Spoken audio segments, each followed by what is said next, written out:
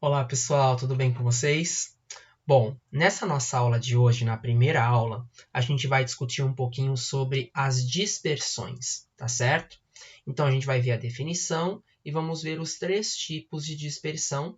E na nossa segunda aula, a gente vai discutir um pouco mais aprofundado um tipo específico de dispersão. Esse assunto antecede a nossa aula de soluções, tá certo? Mas eu acho muito importante que vocês tenham pelo menos um conhecimento básico desse assunto sobre as dispersões. Então, primeiro, o que são dispersões? Dispersões são misturas onde você tem um material que está disseminado em outro. Quem está disseminado é chamado de disperso. E quem faz o processo de espalhamento, o processo de disseminação, é o dispersante. Então, por exemplo, se eu tiver uma mistura de água com sal ou água com açúcar, beleza? Aonde o açúcar ou o sal está completamente dissolvido. O açúcar ou sal é o disperso, é quem está espalhado no meio. E o dispersante vai ser a água, perfeito? Nós podemos classificar as dispersões em 3 tipos: a suspensão, o coloide e a solução, tá certo? Então vamos ver aí as principais características de cada um para a gente poder classificar. Primeiro, suspensão. Quando nós temos uma suspensão, o material disperso ele tem tamanho superior a 1000 nanômetros. Então, são partículas, né, ou moléculas, macromoléculas, bem grandes, de tal maneira que ela precipita, ela decanta se eu deixar descansar. Portanto, toda suspensão é um sistema heterogêneo, tanto quando visualizado a olho nu, quanto ao microscópio, tá? Nas suspensões, a gente consegue observar aí o movimento browniano. O que consiste esse movimento browniano, galera? Movimento browniano é o movimento desordenado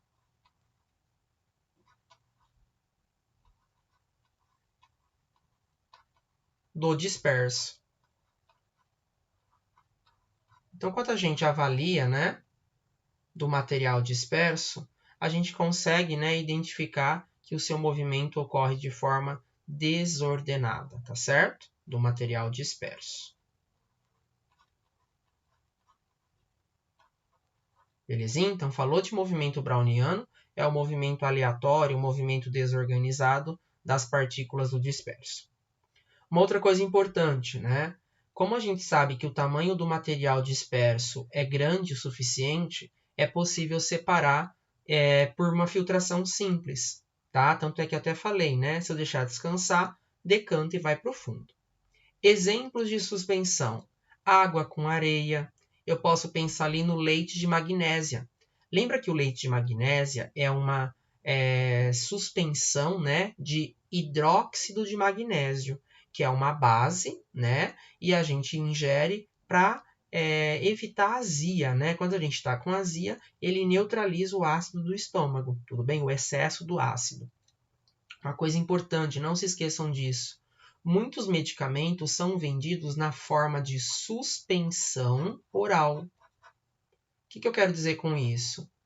A suspensão oral, galerinha, são medicamentos aonde o princípio ativo, né, ele não se dissolve completamente. Então, o que vai acontecer? O material, né, no caso o leite de magnésio, eu vou dar o exemplo, ele fica ao fundo do recipiente, tá?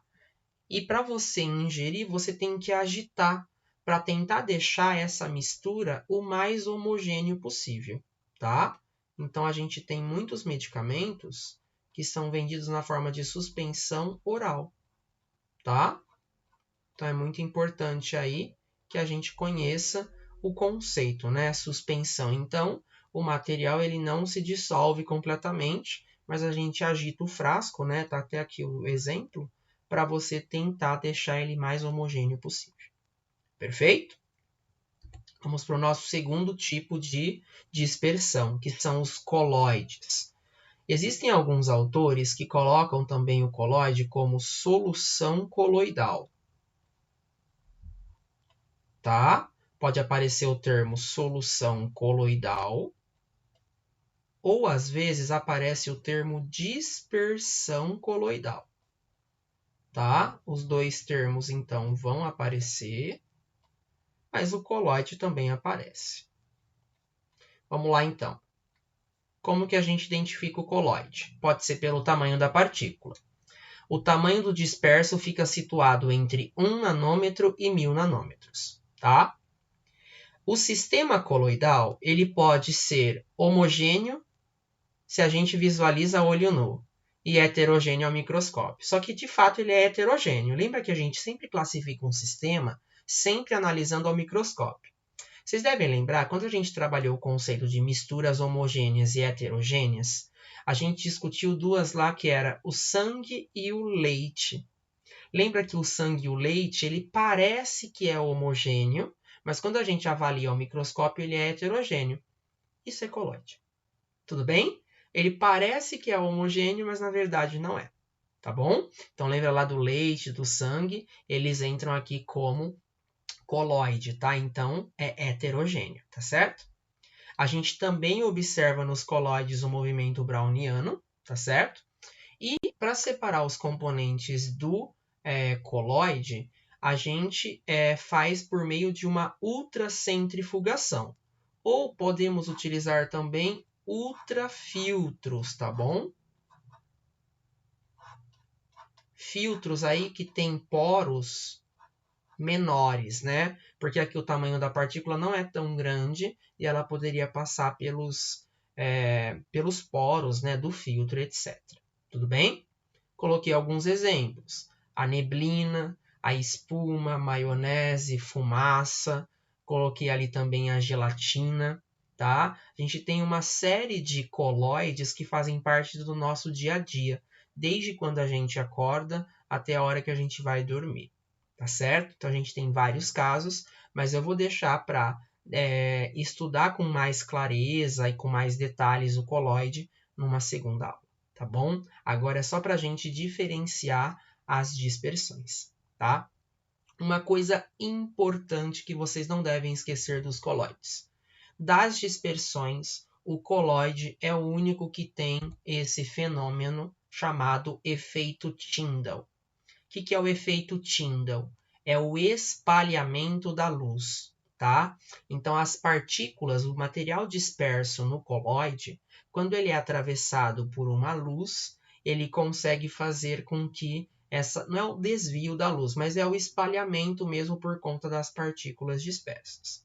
Aqui a gente consegue ver, ó, o espalhamento da luz provocado, né, pela neblina. Né? Isso acontece muito quando a gente está viajando numa estrada, por exemplo, e você joga o farol na neblina. Você consegue ver que, na verdade, né, ocorre ali o espalhamento da luz. Perfeito, gente? Também acontece em finais de tarde, né? Quando a gente vê, por exemplo, aquele entardecer bonito, né? Então, o espalhamento da luz solar também ocorre nas partículas presentes na atmosfera. Maravilha? Então não esqueçam desse fenômeno que acontece somente nos coloides, tá bom? E por fim, nós temos a solução, também chamada de solução verdadeira, tá? Existem alguns autores que colocam esse termo para diferenciar a solução verdadeira da solução coloidal, tá? Verdadeira. Aqui, o tamanho do material disperso é menor do que 1 nanômetro, então são partículas bem pequenas, né, na ordem aí de íons ou moléculas bem pequenas. E o sistema é sempre homogêneo, tá? Não importa se você está visualizando a olho nu ou ao microscópio. Não é possível separar por ultrafiltração ou centrifugação, tá bom? E nem por filtração simples. Mas existem outras técnicas para separar que a gente já viu em separação de misturas, né? Uma destilação simples, uma cristalização fracionada e por aí vai, tá certo? Coloquei aqui como exemplo, né? Água e sal, água e acetona, água e etanol, né? Que formam aí misturas homogêneas e toda mistura homogênea é uma solução, tá certo? Tudo bem? Que eu coloquei só alguns exemplos.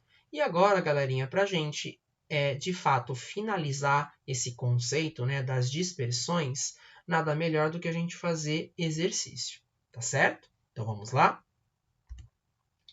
A primeira questão, galerinha, é a questão da Cesgran-Hill, e ele dá um quadro para a gente discutir aí, né, a natureza, né, as propriedades e o tipo de dispersão.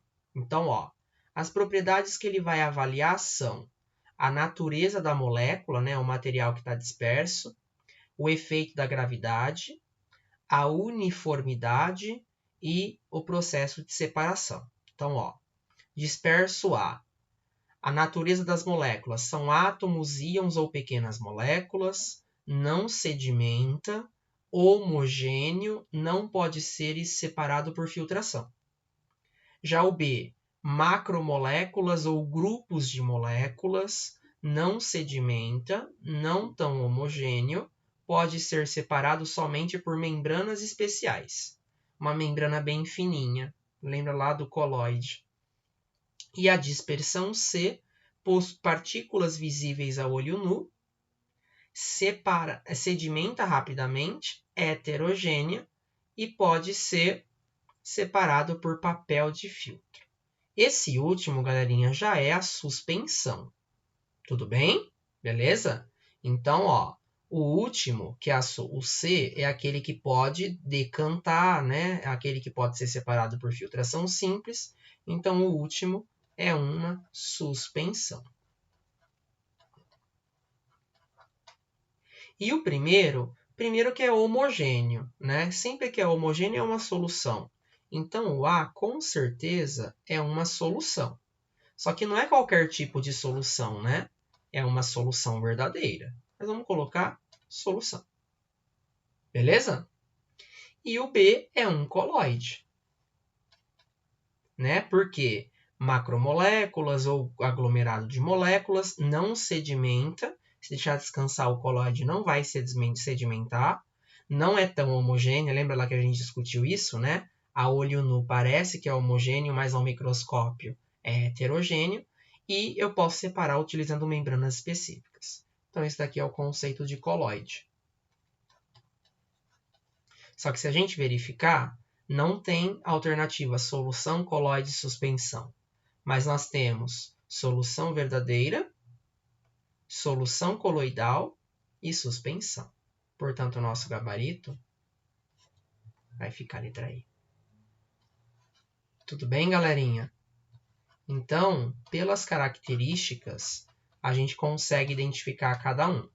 Tá certo? Partículas visíveis, não visíveis e por aí a gente vai conseguindo fazer por eliminação mesmo, tá certo? Mas é bastante importante que vocês saibam pelo menos as principais características das 3 dispersões para a gente poder diferenciar.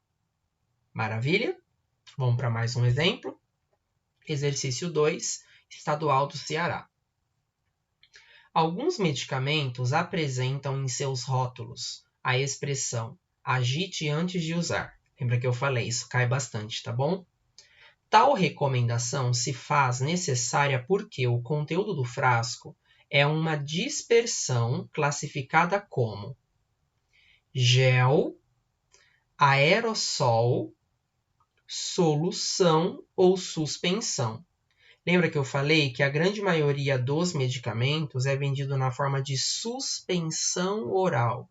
Portanto, o gabarito aqui é a letra T.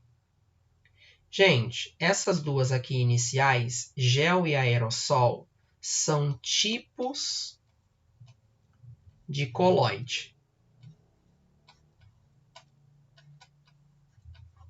Então, os coloides, a gente vai ver isso na nossa próxima aula, mas já antecipando, eles podem ter algumas classificações de acordo com quem está disseminado em quem. Então, se eu tenho um gás disseminado em um líquido, eu tenho um tipo de nome. Se eu tenho um gás num sólido, é outro tipo. Beleza? Então, cada forma que você vai ter uma mistura de 2 estados físicos da matéria, né? A gente vai ter um nome específico para o coloide, que é o que a gente vai abordar na nossa próxima aula. Perfeito? Então, essas são as principais características dos 3 tipos de dispersão, e é muito importante que vocês saibam pelo menos as principais características para saber diferenciar uma da outra. Perfeito, galerinha? Espero que vocês tenham entendido. Façam os exercícios propostos e qualquer dúvida me procurem, tá bom? E até a nossa próxima aula.